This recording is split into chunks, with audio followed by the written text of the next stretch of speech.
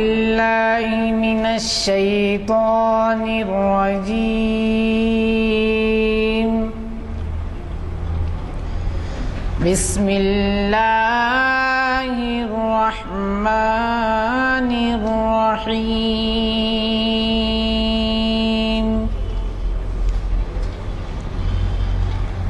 لا يكلف الله نفسا إلا وسعها لها ما كسبت وعليها ما اكتسبت.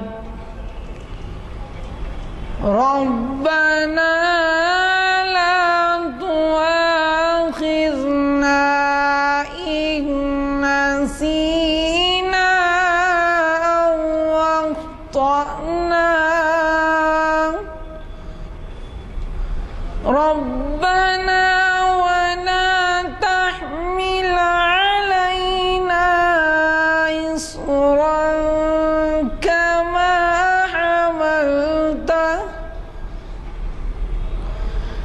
كما حملته على الذين من قبلنا. ربنا ولا تحملنا ما لا طاقة لنا به واعف عنا واغفر لنا وارحمنا أنت مولانا فانصرنا على القوم الكافرين. صدق اللہ العظیم. السلام علیکم.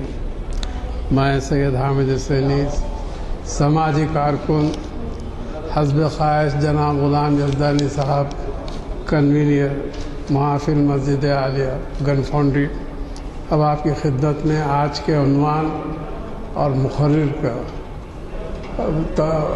وضاحت کروں گا. آپ حضرات ڈاکٹر عقیل ہاشمی صاحب سے بخوبی واقف ہیں. موصوف آج اپنے خود کے تجویز کردہ عنوان اسلام میں دوستی کے آداب پر روشنی ڈال رہے ہیں. ہماری آج کی یہ محفل شریعت انفارمیشن سروس 483 نشست بروز پیر 18 مارچ 2013 مطابق 5 جمادی الاول 1434 ہجری جامع مسجد عالیہ گن فاؤنڈری کے کانفرنس ہال میں بعد نماز عصر منعقد ہو رہی ہے. حافظ و قاری محمد عرفان احمد صاحب کے خوشی الہان قیادت سے آغاز ہوا. میں محترم ڈاکٹر عقیل ہاشمی صاحب سے گزارش کرتا ہوں کہ وہ شہر نشین پر تشریف لائیں اور ہمیں اپنے خطاب سے سرفراز فرمائیں. قال اللہ تعالی فی کلام المجید والفرقان الحمید والمؤمنون والمؤمنات بعضهم الى بعض. صدق اللہ مولانا العظیم. وفي مقام آخر ان اللہ وملائکتہ یصلون علی النبی یا ایھا الذین آمنوا صلوا علیہ وسلموا تسلیما. اللہم صل علی سیدنا مولانا محمد وآلہ وصحبہ وبارک وسلم. بزرگوں و دوستوں، شریعت انفارمیشن سروس کی یہ نشست جس کا عنوان اسلام میں دوستی کے آداب ہیں، اس پر اپنی طالب علمانہ خیالات کا اظہار کروں گا. ابھی میں نے جس آیت شریفہ کی تلاوت کی وہ سورۃ توبہ سے متعلق ہے. اللہ تعالیٰ ارشاد فرماتا ہے والمومنون والمومنات بعضهم اور بعضهم اولیاء بعض. بے شک مرد، مومن مرد اور مومن عورتیں آپس میں ایک دوسرے کے دوست ہیں، اور اس طرح کی آیتیں آگے بھی آپ کو تلاوت میں آئیں گی، بالخصوص وہ آیت جس کا کہ ترجمہ عام طور پر معروف ہے کہ الا ان اولیاء اللہ لا خوف علیہم ولا هم یحزنون، کہ بے شک اللہ کے جو دوست ہوتے ہیں ان کو کسی قسم کا خوف ہے اور نہ ہی وہ رنجیدہ ہوتے ہیں۔ اولیاء دراصل ولی کی جمع ہے، اور ولی کے کئی معنی نکلتے ہیں۔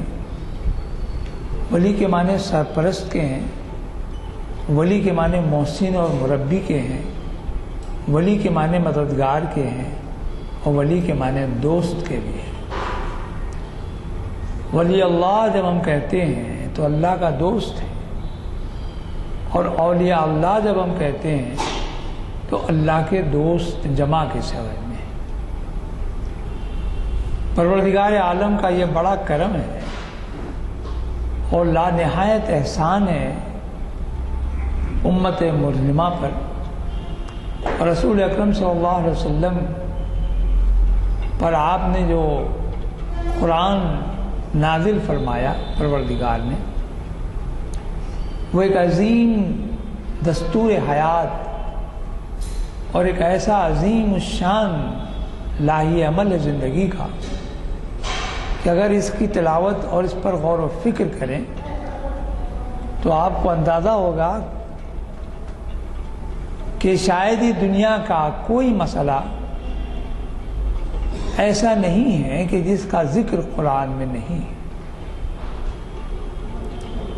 وَلَا رُطْبٍ وَلَا يَعْبِسٍ إِلَّا فِي كِتَابٍ مُبِينٍ، ایسا کون سا خشک اور ایسا کون سا تر ہے کہ جس کا ذکر اس قرآن میں، اس کھلی کتاب میں، اس روشن کتاب میں نہیں ہے۔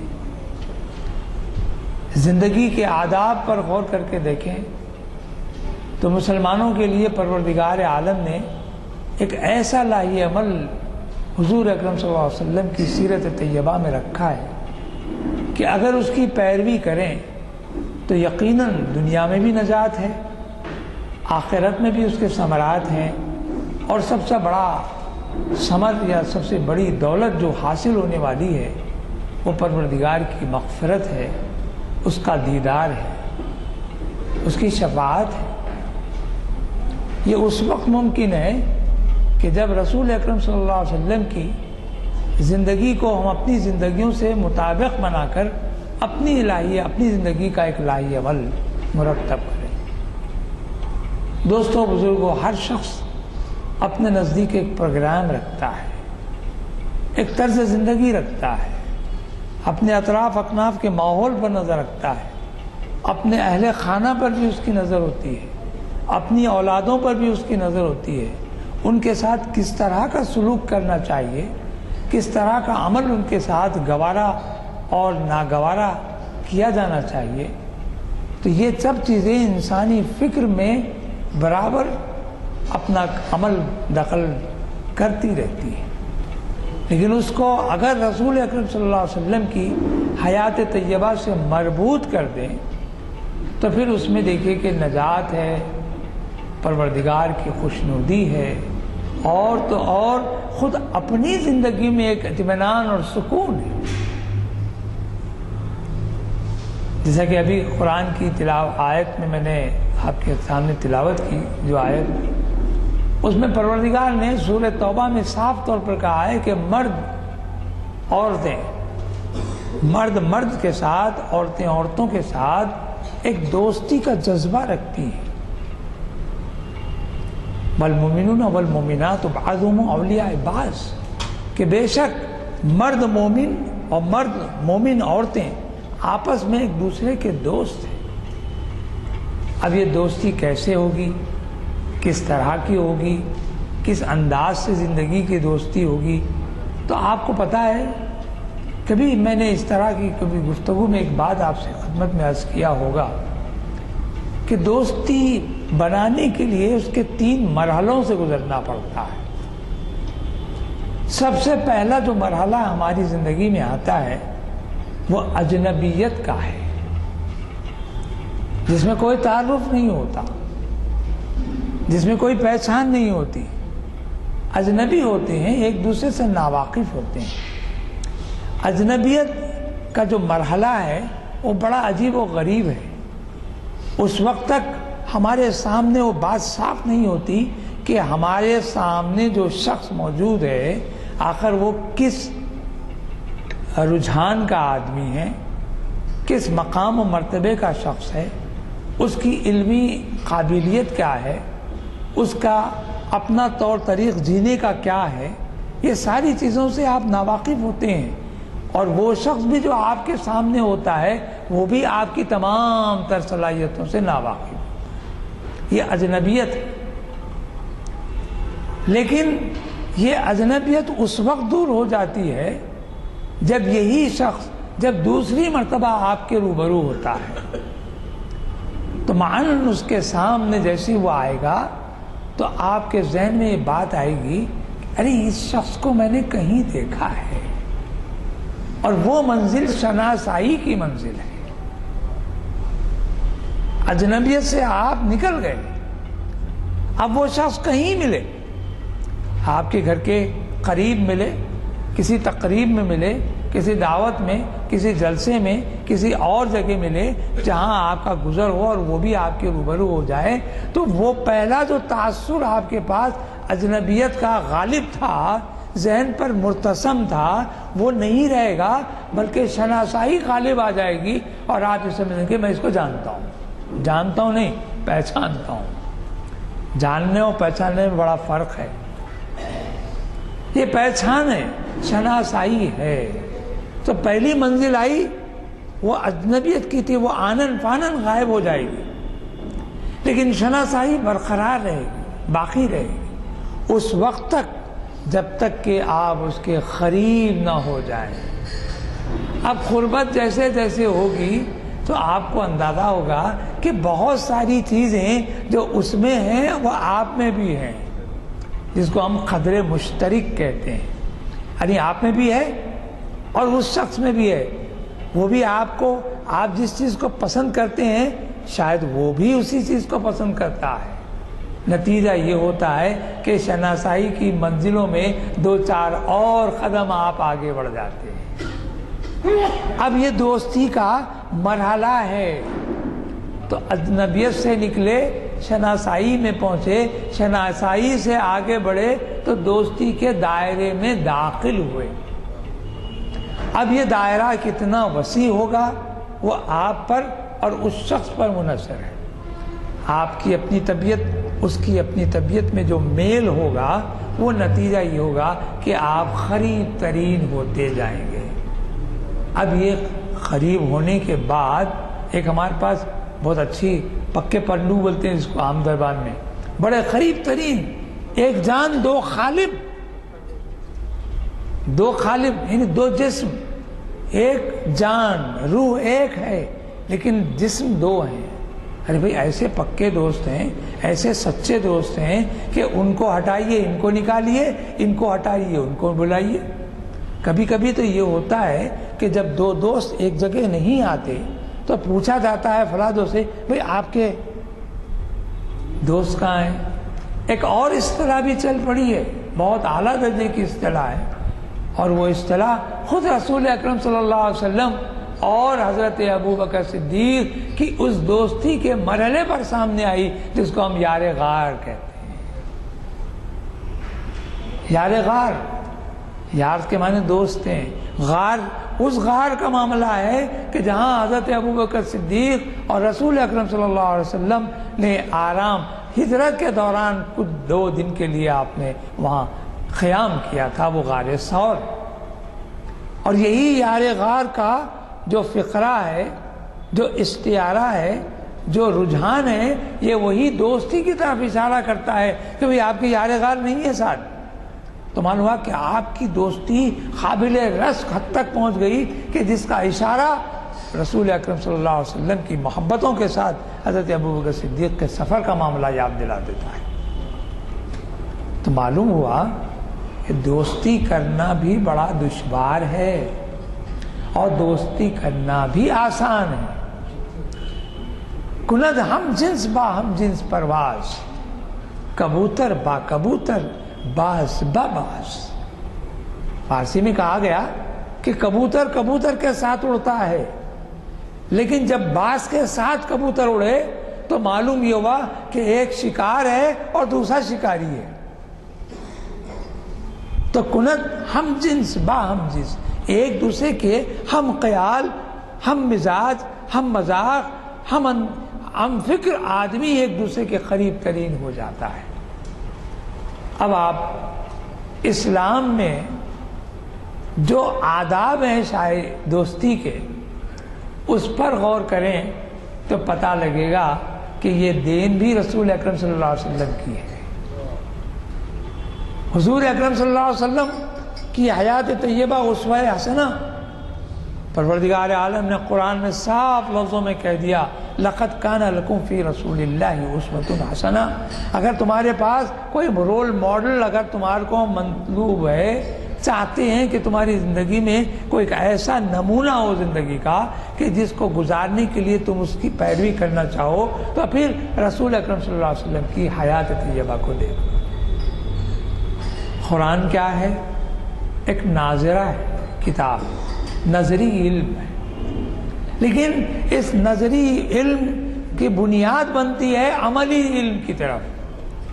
تو قرآن میں جہاں اصول و ضوابط ہیں، جس کو ہم اوامر النہی کہتے ہیں، امر حکم، نہیں کے معنی بھی رکنا ہے.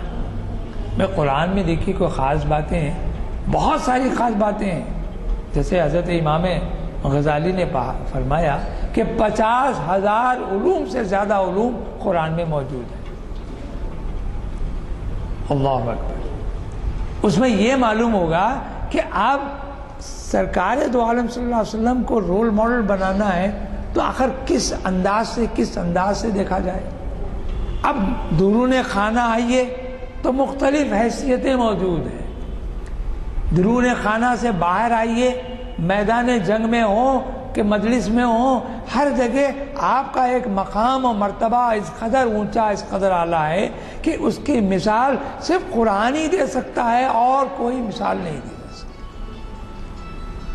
ہاں، ان کی پیروی کرنے والے کی مثال بھی دی جا سکتی ہے، اور وہ بولیاں ہے.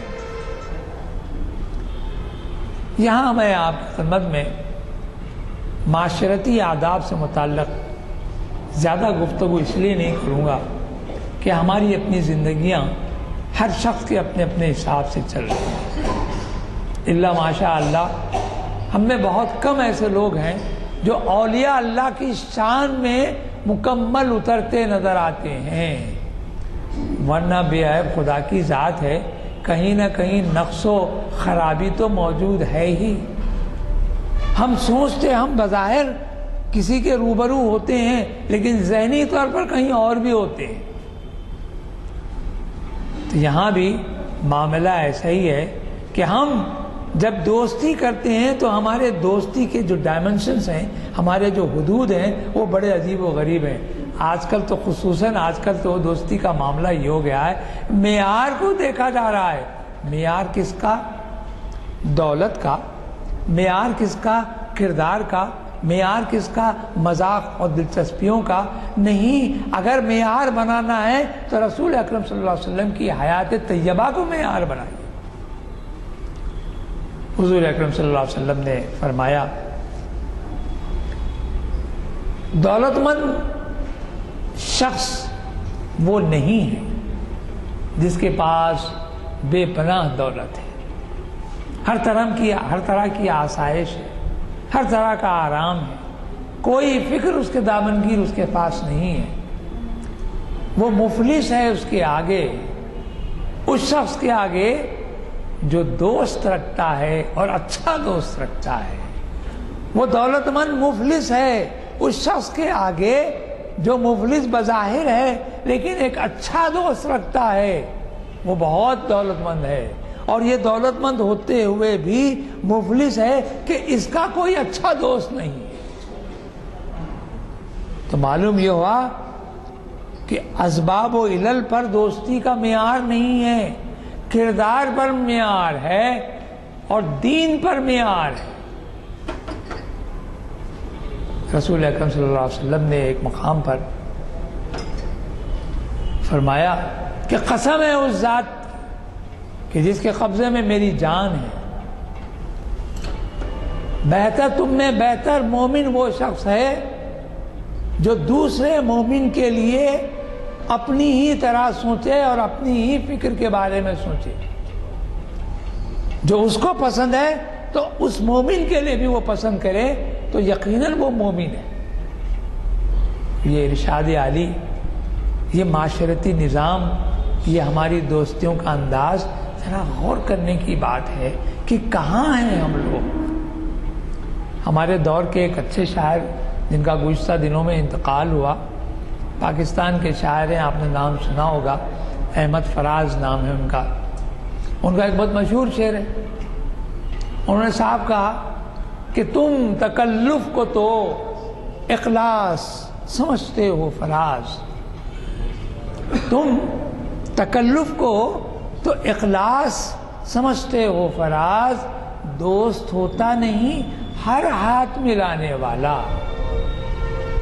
ہمارے پاس مصافحہ کرنے کی ایک عادت ہے، مصافحے کی بھی سمجھیے کہ قدر و قیمت ہے۔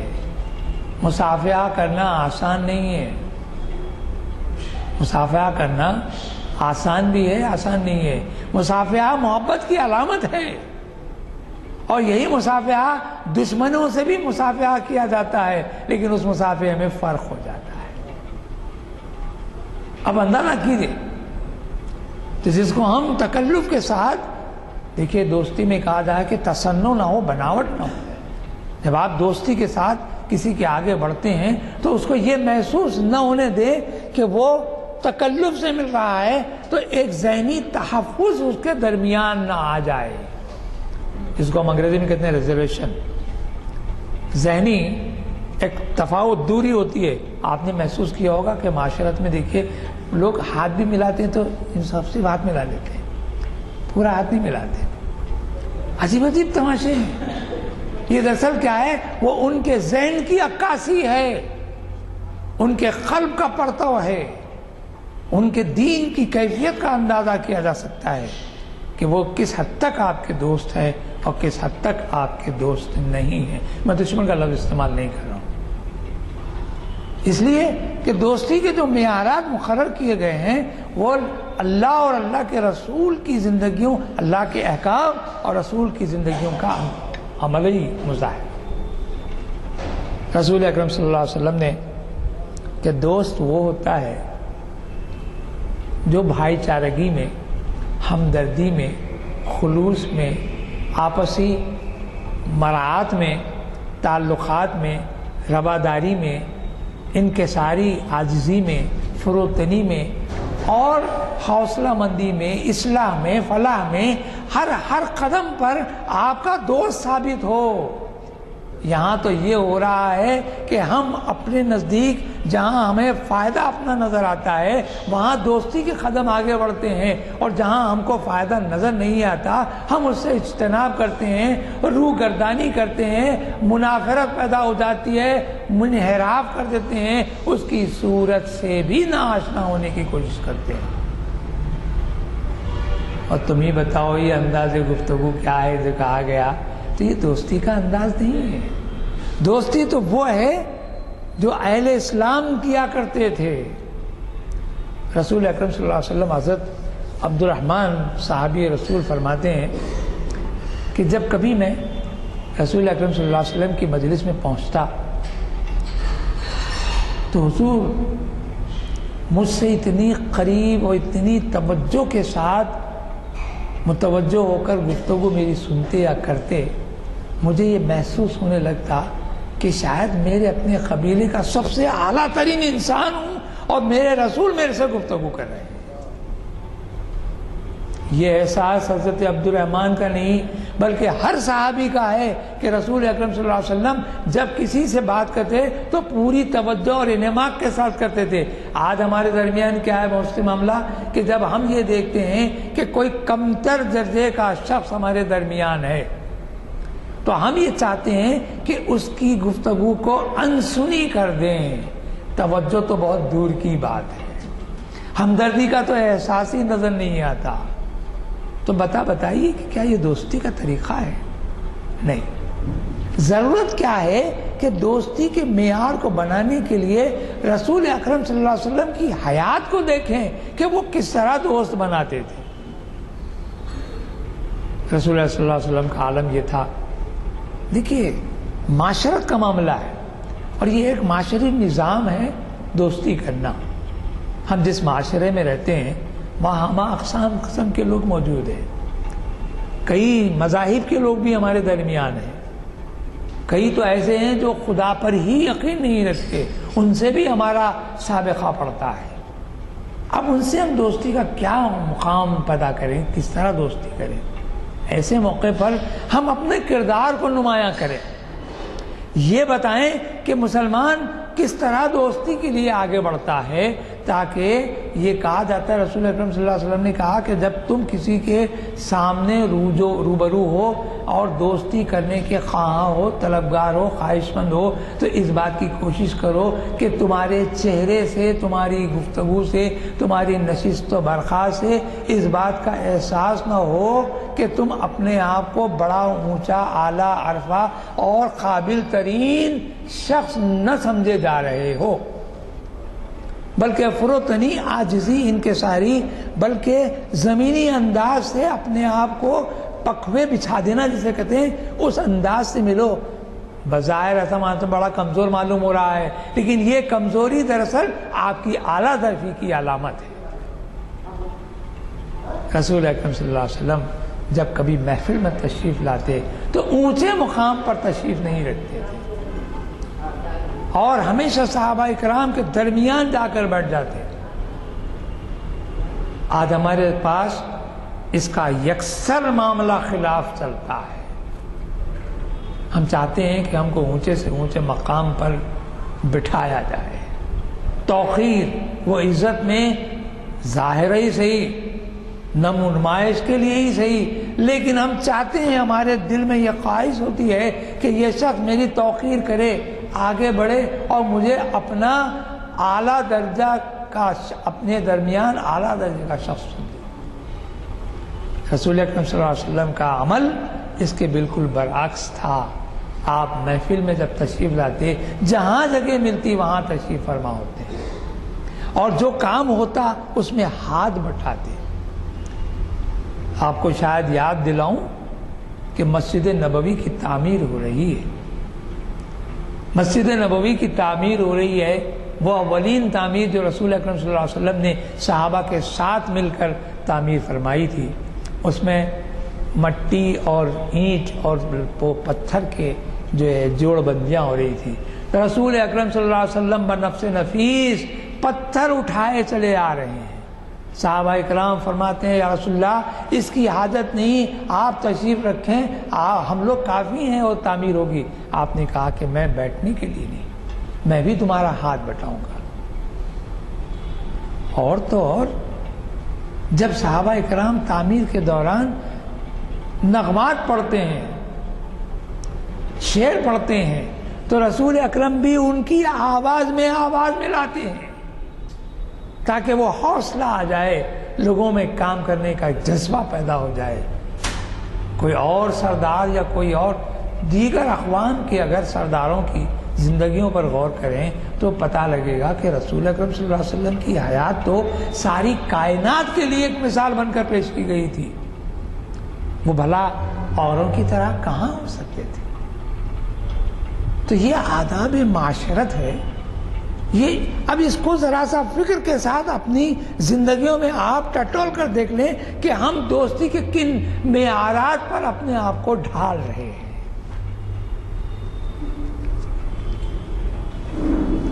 دیکھیے دوستی میں ایک عجیب بات بھی ہوتی ہے جس کو ہم ہمدردی، دلجوئی یا رواداری یا ابھی جیسے کہا کہ خلوص، یہ اس وقت مکمل ہو سکتا ہے جب ہم ایک دوسرے کے خیال کو نہ سمجھتے ہوئے بھی جانتے ہیں کہ وہ شخص طبیعت میں بڑا درست ہے، بہت ہی سخت مزاج کا ہے، لیکن جواباً اگر آپ اس کے ساتھ وہی عمل کریں گے تو یہ چلنے والی دو پٹریاں ہیں ریل کی، تو چلیں گے تو قیامت تک، لیکن آپس میں ملتی نظر نہیں آئے گی۔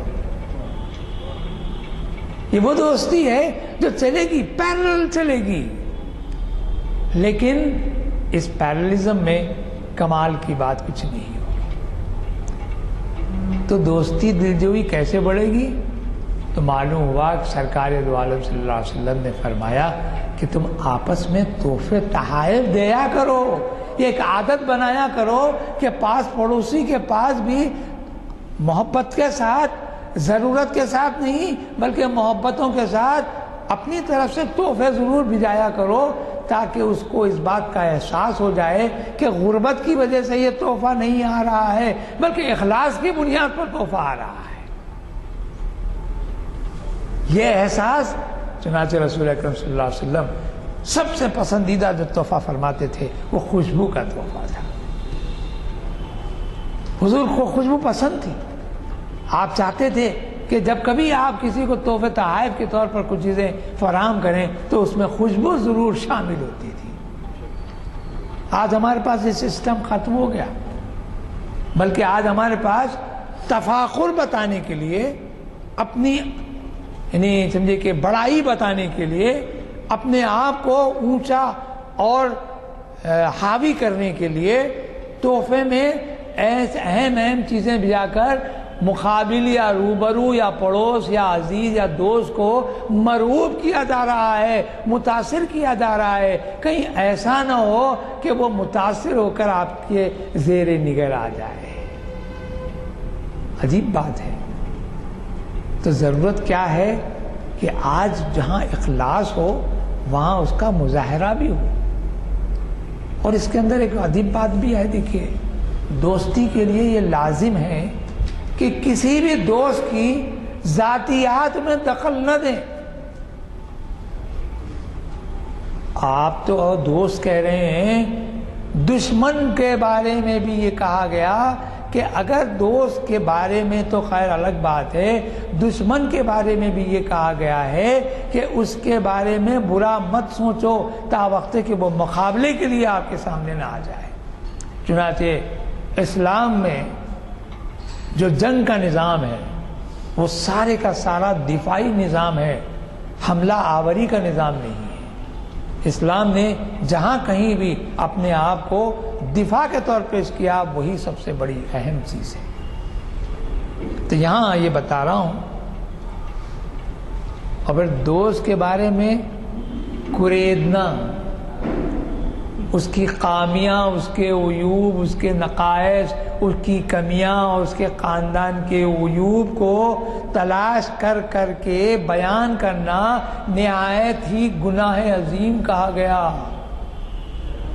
بلکہ یہ کہا گیا کہ یہ بدترین فعل ہے کہ تم اپنی دوستی کے ناطے اس سے قریب ہوتے ہو اور اس کے عیوب کو ظاہر کرتے ہو اور بار بار اس کا تذکرہ کر کے اس کو شرمندہ اور محجوب کرتے ہو۔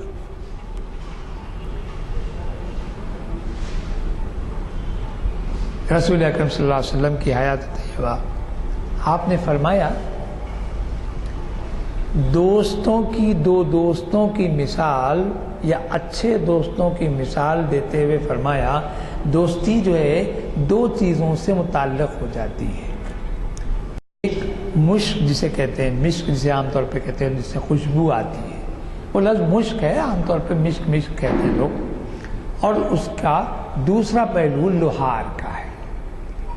دوستی کرنا ہو تو اس کا خیال رکھیے کہ مشک کی طرح قریب ہو جائیں اور لوہار سے دور ہو جائیں۔ جیسا کہ کہا گیا عطر کے پاس بارے میں کہ عطر والے کے پاس سے آپ گزریں یا آپ کے پاس سے عطر والا گزرے تو ایک خوشبو اس کے ساتھ لپیٹوں کی خوشبو چلتی ہے۔ تو رسول اکرم صلی اللہ علیہ وسلم نے فرمایا کہ دوستی کا معاملہ جو ہوتا ہے وہ مشک کی طرح ہے۔ مشک بیچنے والا جب آپ کی صحبت میں ہوتا ہے، جب آپ کی قربت میں ہوتا ہے، کچھ دیر ہی کے لیے کیوں نہ ہو آپ کو وہ معطر کر دیتا ہے، خوشبو سے بار بار آپ کو لہلہا دیتا ہے۔ بالکل اس کے برخلاف جب لوہار کے پاس آپ بیٹھیں گے تو وہ اپنی وہ دھواں کرنے والی دھنکنی جسے کہتے ہیں، جو پمپ ہوتا ہے اس کو جب وہ دھوکتا ہے تو اس سے چنگاریاں نکلتی ہیں، تو اس سے اس بات کا خطرہ ہوتا ہے یا تو پھر آپ کے وہ کپڑے جلائے گا یا پھر اس کے دھوئیں کی بدبو آپ کے جسم میں بس جائے گی۔ اچھے دوست کی علامت یہ ہے کہ مشک و عنبر کی طرح قریب ہو جائیں، اور برے دوست سے دوستی نہ کرنے کا معاملہ لوہار کی دوستی کا معاملہ ہے۔ یہ رسول اکرم صلی اللہ علیہ وسلم نے ارشاد دی اور مثال دی کہ مشک کی اور لوہار کی، تو دوستی کس سے کیجیے؟ مشہور بات ہے، ایک مجھے واقعہ یاد آیا، یہ ٹائم ہے انشاءاللہ بتا دوں گا۔ حضرت علی کرم اللہ وجہ گزر رہے تھے، ایک شخص ملا، پہلوان تھا، اس نے کہا کہ یا علی میرے سے کشتی لڑو گے؟ آپ نے کہا کہ کیوں بھائی کیا بات ہے؟ تو بولے نہیں، آپ سے میں کشتی لڑنا چاہتا ہوں۔ تو آپ نے کہا کہ میں کشتی لڑوں گا مگر ایک شرط ہے۔ کیا؟ اگر میں نے تجھے زیر کر دیا، چت کر دیا یا پچھاڑ دیا تو تو مسلمان ہو جائے گا۔ تو اس نے کہا کہ یہ تو شرط بڑی بہت اہم شرط ہے۔ نہیں بولے یہ شرط اگر ہے تو پھر میں تیرے سے کشتی لڑوں گا۔ تو اس نے کہا کہ ٹھیک ہے، کشتی لڑنے کے لیے آمادہ ہو گیا۔ جب کشتی، حضرت علی اپنے وقت کے بہت اچھے پہلوان تھے، بڑا کثرتی بدن تھا، اور اس پہلوان کے سامنے ایک آنن فانن آپ نے اس کو ایک حرکت میں اس کو زیر کر دیا، پچھاڑ دیا اس کو، اور پچھاڑ کر اس کے سینے پر آپ بیٹھ گئے اور کہنے لگے کہ اب بتا، تو زیر ہو گیا اور تو اب حسب وعدہ شرط جو ہے مسلمان ہونے کی تو پوری ہو جائے۔ تو اس نے ایک سیکنڈ کے لیے سوچا، اور سوچنے کے ساتھ ہی بجائے کہ کچھ جواب دیتا، اس نے نعوذ باللہ من ذالک حضرت علی کے منہ پر تھوک دیا۔ اب بجائے غصہ ہونے کے، بلکہ اس کو سزا دینے کے، یا بلکہ قتل کر دینے کے، آپ اس کو چھوڑ کر الگ ہو گئے۔ وہ بھی اٹھ کھڑا ہوا، اس نے کہا کہ یا علی یہ کیا بات ہوئی؟ ہماری بات یہ ہوئی تھی کہ میں مسلمان ہو جاؤں گا، آپ مجھے پچھاڑ دیں گے، آپ نے مجھے پچھاڑ دیا، اب بجائے کہ میں مسلمان ہوں میں نے آپ کی توہین کر دی۔ اہانت کا عالم یہ کہ آپ کے میں نے چہرے پر اپنا تھوک دیا جی، اور آپ نے بجائے یہ کہ مجھے سزا دیتے، آپ نے مجھے چھوڑ کر آزاد کر دیا اور مجھ سے الگ ہو گئے، آخر اس کی کیا وجہ؟ تو آپ نے فرمایا اے شخص یاد رکھ کہ جب میری اور تیری بات ہوئی تھی کشتی کے بارے میں تو یہ تھی کہ تو اگر میں پچھاڑ دوں تو مسلمان ہو جائے گا۔ تو اس میں یہ بات تھی کہ پروردگار کا حکم میرے نزدیک اہم تھا، اور دین کی اشاعت بھی تھی، اللہ کی رضا اور اللہ کی خوشنودی کے لیے میں نے تجھ سے کشتی لڑی، اور تجھ پر یہ فرض تھا کہ تو مسلمان ہو جائے، اسلام لا لے۔ لیکن جب میں نے تجھے پچھاڑ دیا تو تو نے میری اہانت کی۔ اب میں یہ غور کرتا رہا کہ اب اس میں مجھے غصہ آیا، میری انا، یہ میری اپنی کیفیت میری پر غالب آ گئی۔ اب اگر میں تجھے سزا دیتا یا تجھے قتل کر دیتا تو میں اپنے غم و غصے کی وجہ سے، اپنی توہین کی وجہ سے تجھے قتل کرتا یا سزا دیتا، جبکہ مجھے خدا اور خدا کے رسول کی خوشنودی کے لیے یہ کام کرنا تھا، جو یہ کام نہیں ہوا، اس لیے میں نے تجھے چھوڑ دیا۔ تو اس نے کہا کہ کیا دین ہے آپ کا کہ جب آدمی خفا ہو جاتا ہے تو وہ معاف کر دیتا ہے؟ یہ کیا انداز ہے آپ کے دین کا؟ اور سچ تو یہ ہے کہ اب میں مسلمان ہو جاتا ہوں۔ اور پھر اس نے حضرت علی کے ساتھ رسول اکرم صلی اللہ علیہ وسلم کی جناب میں پہنچ کر ایمان لا لیا۔ آپ بتائیں گے اس میں اندر کیا بات ہوئی؟ کوئی اہم نکتہ سمجھ میں نہیں آیا، لیکن اہل علم نے، اہل فکر نے، اولیاء اللہ نے اس میں ایک نکتہ پیدا کیا، اور وہ نکتہ کچھ اور نہیں ہے، وہ ہے دوستی اور صحبت کا نکتہ ہے۔ کیا؟ اہل علم نے، اہل اللہ نے فرمایا کہ وہ کافر جو چت ہو گیا تھا، جس کے سینے پر حضرت علی نے کچھ دیر کے لیے قیام کیا تھا، وہ محبت رسول کا پیکر جب کافر کے سینے پر بیٹھ گیا تو اس کا قلب روشن ہو گیا، اس صحبت کی وجہ سے وہ ایمان مصف ہو گیا۔ اس کی مثال میں صرف اتنی دے سکتا ہوں کہ گلاب کے مٹی کے پودے کے نیچے سے مٹی اٹھا لیں تو شاید گلاب ہی کی خوشبو آئے گی۔ تو جب ابو تراب، سیدنا ابو تراب کسی کافر کے سینے پر بیٹھتے ہیں تو کیا اس کا سینہ ایمان سے مشرف و ایمان سے منور نہیں ہوگا؟ یہ دوستی کا ایک انداز ہے، اسی وجہ سے کہا گیا کہ صحبت میں رہا کرو اولیاء کی، قربت میں رہا کرو اولیوں کی، تاکہ ان کی زندگیوں کا مطالعہ کرتے ہوئے اپنی دوستی ہی تو ہوئی نا۔ دوستی کا نتیجہ یہ ہے کہ ہم آپس میں ایک دوسرے کے قریب ہوتے ہیں، قریب اتنا قریب ہوتے ہیں کہ ایک جان دو غالب ہو جاتے ہیں۔ رسول اکرم صلی اللہ علیہ وسلم کی حیات طیبہ پر غور کریں تو معلوم ہوگا کہ رسول اکرم صلی اللہ علیہ وسلم نے فرمایا کہ دیکھو، دو دوست بالکل اسی طرح ہوتے ہیں جیسے کہیں ایک عمارت تعمیر ہو رہی ہے اور اینٹیں رکھی جا رہی ہیں۔ اینٹیں جو رکھی جاتی ہیں وہ باہم ایک دوسرے سے مربوط رکھی جاتی ہیں۔ سچی اور اچھی دوستی اینٹوں کے مانند ہے کہ وہ ایک دوسرے کے سہارے بڑھتی جاتی ہیں اور عمارت تعمیر ہوتی جاتی ہے۔ عمارت تعمیر ہو رہی ہے تو محبت بھی تعمیر ہوتی ہے، اور اس محبت کا اخلاص کی بنیاد پر ایک اینٹ، دو اینٹ، تیسری اینٹ کی طرح ایک دوسرے سے جڑتی جاتی ہے۔ اور تو اور حضور کا ارشاد ہوا کہ قیامت میں روز حشر جب اعمال نامے میزان پر تولے جاتے ہیں، اعمال نامے تولے جا رہے ہیں میزان پر، تو فرمایا رسول اکرم صلی اللہ علیہ وسلم اس وقت میزان میں سب سے زیادہ قیمتی چیز جو ہر مومن کے میزان میں ڈالی جائے گی، سب سے زیادہ قیمتی، سب سے اہم اور سب سے اعلیٰ درجے کی جو چیز ہوگی وہ حسن اخلاق ہے۔ وہ ایسی چیز ہے، وہ ایک ایسی دولت ہے جو آپ کی دوستی کو خدا اور خدا کے رسول کے مقامات سے واقف کرواتی ہے۔ ایک اور مقام پر رسول اکرم صلی اللہ علیہ وسلم نے کہا کہ دیکھو،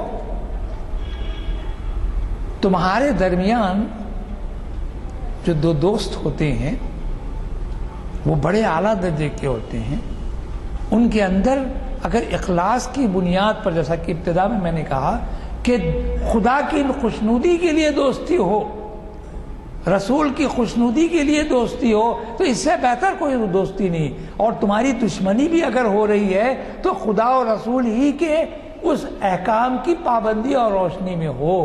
تو اللہ سے دوست بنانے کے لیے، اللہ کو اپنا دوست بنانے کے لیے اللہ ہی کی دوستی کے ساتھ اپنی زندگی گزارنا ہے، اور اللہ کے ساتھ جو دشمنی کرتا ہے اس سے اپنے آپ کو دور کرنا بھی ایک انداز زندگی ہے۔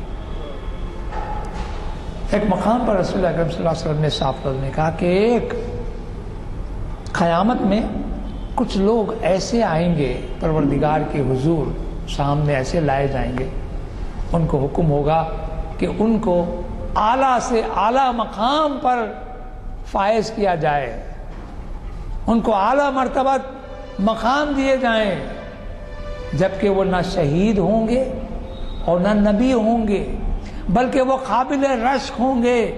شہید کا مرتبہ بہت اونچا ہے، نبی کا مرتبہ بہت اونچا ہے، صدیقین اور شہداء یہ سب سے الگ ایک ایسی کیٹیگری، ایک ایسا گروہ، ایک ایسا سمجھے کہ ایسے لوگوں کا ایسی جماعت ہوگی کہ پروردگار عالم اس کو اعلیٰ سے اعلیٰ منصب پر فائز کریں گے۔ صحابہ اکرام نے پوچھا کہ یا رسول اللہ آخر وہ کون لوگ ہوں گے کہ جن کو شہید اور نبیوں کے مقام سے بھی ایک اعلیٰ مقام دیا جا رہا ہے یا ان کے مماثل مقام دیا جا رہا ہے کہ قابل رشک ہستیاں ہیں وہ؟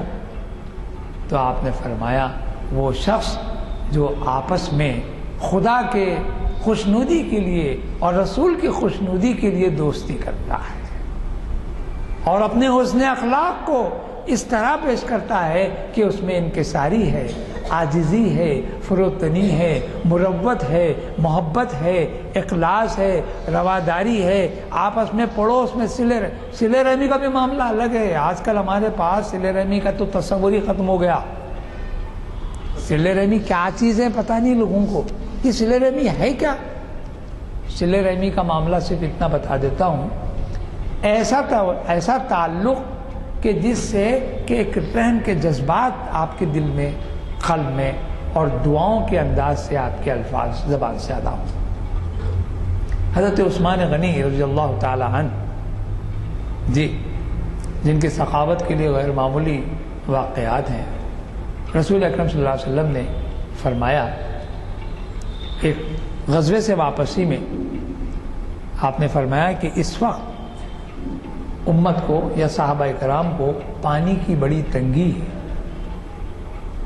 اور وہ ایک کنواں ہے جس کو کہ ایک کافر بیچنا نہیں چاہتا، وہ اپنے قبیلے کے رکھتا ہے۔ لوگوں نے حضرت حسن، حضرت ابوبکر صدیق نے اس کی کئی قیمت لگا کے کہا کہ بیچ دو، اس نے کہا کہ نہیں میں بیچوں گا نہیں۔ تو حضرت عثمان غنی پہنچ کے کہا کہ بھائی تو بیچنا نہیں چاہتا آخر کیوں؟ تو اس نے کہا کہ میرے اپنے قبیلے کے لیے میں رکھنا چاہتا ہوں اور میرا ہی قبیلہ یہاں سے پانی حاصل کرے اور دوسرا کوئی شخص پانی حاصل نہ کرے۔ حضرت عثمان غنی نے فرمایا کہ اے شخص، اگر تو مجھے یہ کنواں بیچ دے تو میں ایک ایسا کام کروں گا جس سے تو بھی خوش ہو جائے گا۔ اس نے کہا کہ مجھے کسی کو خوشی مقصود نہیں ہے، میں بیچنا ہی نہیں چاہتا۔ تو آپ نے کہا کہ اچھا اگر تو یہ بیچنا نہیں چاہتا تو تیرے قبیلے کے جتنے لوگ ہیں ان سے اس بات کی طرف اشارہ کر کے پوچھ لے کہ اگر میں اس کو خریدتا ہوں کہ تو یہ پانی کسی کو لینے نہیں دیتا سوائے تیرے قبیلے کے، میں تیرے قبیلے سمیت اگر پورے مسلمانوں کو، پورے غیر مسلموں کو بھی اگر اس کنویں سے پانی لینے کی اجازت دے تو تو کیا کہے گا؟ اس نے کہا کہ ایسا، یہ تو سمجھ میں نہیں آئی بات۔ اس نے کہا کہ یہ قبیلے کے لیے، میرے قبیلے کے لیے ہوگا اور میں کسی کو بیچنا نہیں چاہتا۔ آپ نے کہا کہ یہ قبیلے کے لیے، تیرے قبیلے کے لیے نہیں بلکہ تیرے علاوہ سارے لوگ اس قبیلے سے استفادہ کریں گے۔ چنانچہ آپ نے وہ کنواں خریدا اور یہ صلہ رحمی کا ایک معمولی سی مثال کے طور پر میں نے آپ کے پیش کی۔ آپ نے سارے عرب میں وہ پورے کنویں کے لیے اعلان کر دیا کہ ہر شخص اس سے پانی کا استفادہ کر سکتا ہے۔ آج ہم یہ سوچتے ہیں کہ کس کے ساتھ کیا سلوک کیا جائے اور یہ دیکھ کر ریزرویشن لیتا ہے، ان کو اتنا، ان کو اتنا اتنا۔ جہاں ہمارے ذہن میں تفاوت آ جائے، فرق آ جائے، امتیازات آ جائیں تو پھر وہاں صلہ رحمی نہیں بلکہ وہ سلوک ہے، وہ دکھاوا ہے، نمائش ہے۔ اور دوستی کے آداب کا پہلا اصول یہ ہے کہ اس میں انکسار ہو، عاجزی ہو اور پھر اپنائیت کے ساتھ ساتھ اس میں آداب معاشرت میں یہ ہے کہ اس میں کسی قسم کا ذہنی تحفظ نہ ہو کہ یہ میرا دوست قریب کا ہے، یہ میرا دوست دور کا ہے۔ یہ معاملے بڑے عجیب و غریب ہے۔ دوستوں کے بارے میں رسول اکرم صلی اللہ علیہ وسلم نے، جیسا بھی میں نے کہا کہ حضرت ابوبکر صدیق کی دوستی، تو رسول اکرم صلی اللہ علیہ وسلم کے پاس ہر صحابی کا احساس یہی تھا کہ آپ اس سے بہت قریب ہیں، بہت قریب ہیں، ہر شخص۔ حضرت عمر ابن عاص کہتے ہیں کہ ایک مرتبہ میں رسول اکرم صلی اللہ علیہ وسلم سے پوچھ بیٹھا کہ یا رسول اللہ، آپ صحابہ کرام میں سب سے زیادہ کسے چاہتے ہیں؟ رسول اکرم صلی اللہ علیہ وسلم نے متبسم انداز میں فرمایا، حضرت ابو بکر صدیق۔ پھر حضرت عمر ابن عاص نے پوچھا کہ یا رسول اللہ، حضرت ابو بکر صدیق کے بعد آپ کس کو ظریف، قریب اور اچھا نزدیک کا، محبت کا، سلوک کا اور محبت اور دوستی کا انداز رکھتے ہیں؟ تو فرمایا کہ حضرت عمر۔ پھر حضرت عثمان کا آپ نے نام لیا۔ ایک لمحے کے لیے حضرت عمر ابن عاص سے کہتے ہیں کہ مجھے احساس یہ ہوا کہ آخر میں نے یہ سوال کیوں کیا؟ میں جب دیکھتا ہوں عملاً کہ رسول اکرم صلی اللہ علیہ وسلم میرے سے بھی اتنی ہی محبت کرتے ہیں جتنا کہ حضرت ابوبکر صدیق سے کرتے ہیں، تو پھر میں رسول اکرم سے پوچھ کر آخر اس میں امتیاز کیوں پیدا کرنے لگا؟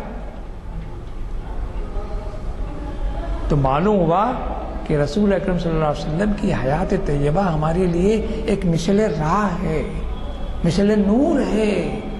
اور قرآن پڑھیے تو قرآن میں کئی ایسے مقامات پر آپ کو بتایا گیا ہے کہ جہاں سلوک کے مدارج بتائے گئے ہیں کہ آپ کس کے ساتھ، ماں کے ساتھ، بہن کے ساتھ، بیوی کے ساتھ، بچوں کے ساتھ، پڑوسی کے ساتھ، یہ سارے حقوق ہیں۔ حد یہ ہے کہ دشمن کے ساتھ بھی ہم آپ کا جو سلوک ہے وہ کس انداز کا ہونا چاہیے۔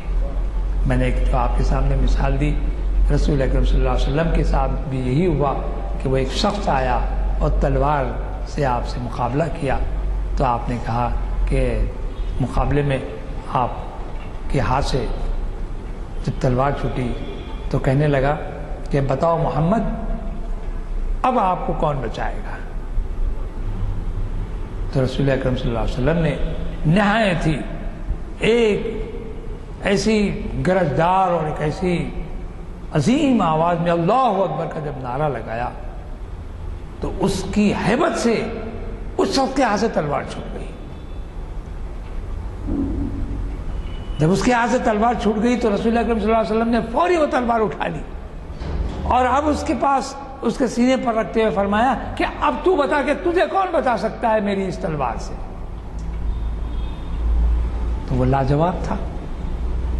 آپ نے اپنی تلوار پھینک دی اور کہا کہ تو یہ مت سمجھ کہ خدا کی قوت، خدا کی طاقت دکھائی نہیں دیتی، اور پروردگار عالم کی عظمت یہ ہے کہ وہ دلوں کے پھیرنے پر قدرت رکھتا ہے۔ چنانچہ وہ شخص پھر آپ کے قدموں میں گرا اور مسلمان ہو گیا۔ یہ ہمارے پاس سلوک ہے، یہ ہمارے پاس دوستی ہے، یہ ہمارے پاس انداز زندگی ہے۔ یہی بتائیے، مگر آج تو یہ ہو گیا ہے معاملہ کہ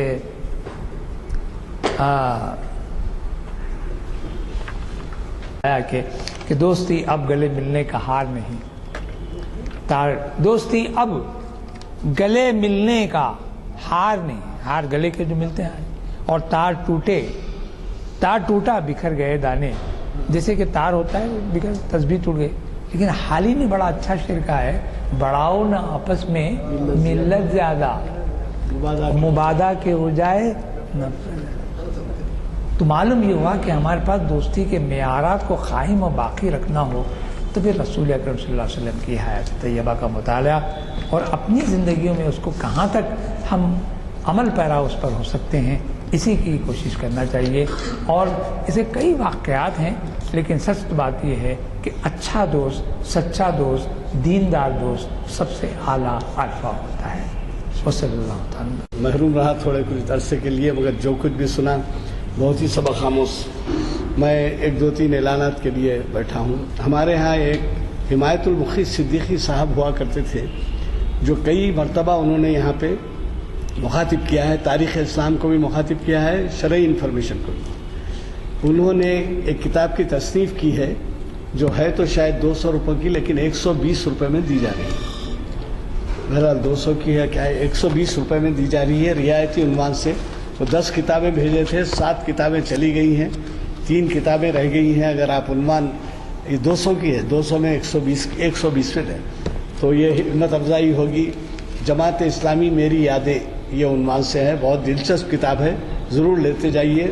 اور مقرر کے ہمارے جو بھی خطیب رہے ہیں یا مخاطب کیے ہیں ان کی ہمت افزائی ہوگی. اس سے پہلے عرض کیا تھا آسان اردو کے نام سے محمد انور الدین صاحب ایک اردو کے اسکالر ہیں.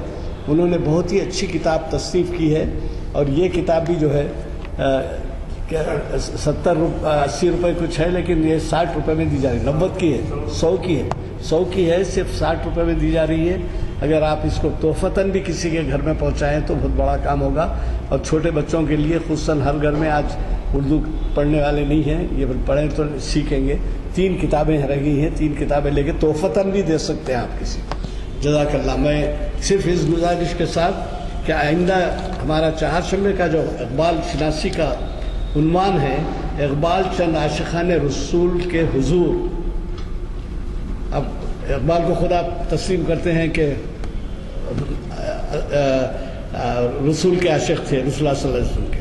تو اب اقبال چند عاشقان رسول کے حضور یعنی ان کی حاضری میں جناب محمد ضیاء الدین نیّر صاحب جو آپ کے جانے پہچانے مقرر ہیں, اس سے لی ہیں کہ نئی دفعہ پہلی دفعہ آ رہے ہیں, وہ جو ہے مخاطب کریں گے محفل اقبال شناسی کی 706ویں نشست. ضرور بضرور اس میں شرکت ہو. دعا کریں. مجھے آپ کے کہنے پہ ایک شعر یاد آیا. حضرت مولانا روم نے ایک بڑا اچھا شعر کہا ہے, مجھے اب یاد آیا کہ انہوں نے لکھا ہے کہ خشک چوبو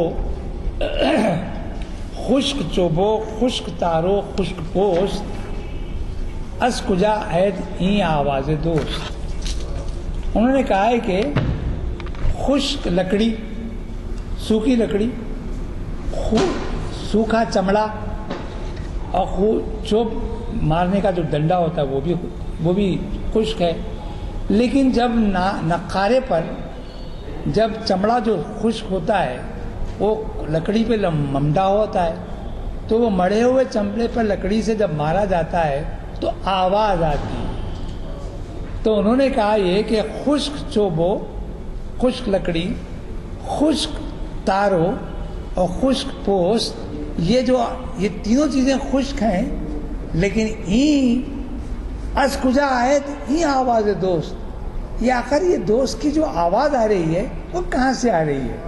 ذرا اس پر غور کیجیے. یہ ایک بہت ہی فلسفیانہ اور تصوف کا بہت ہی حامل شعر ہے کہ حضرت مولانا روم جو جس انداز سے پروردگار کی محبت میں انہوں نے جو شعر کہا ہے وہ کبھی انشاءاللہ کبھی کس موقع سے انشاءاللہ عرض کروں گا. وصلی اللہ تعالیٰ علی خیر. ربنا آتنا فی الدنیا حسنۃ وفی الآخرۃ حسنۃ وقنا عذاب النار. ربنا ظلمنا انفسنا وان لم تغفر لنا وترحمنا لنكونن من الخاسرین. رب اجعلنی مقیم الصلاة ومن ذریتی ربنا وتقبل دعاء. رب اغفر لی ولوالدی وللمؤمنین یوم یقوم الحساب. وصلی اللہ تعالیٰ علی خیر خلق محمد وآلہ وصحبہ اجمعین برحمتک یا ارحم الراحمین.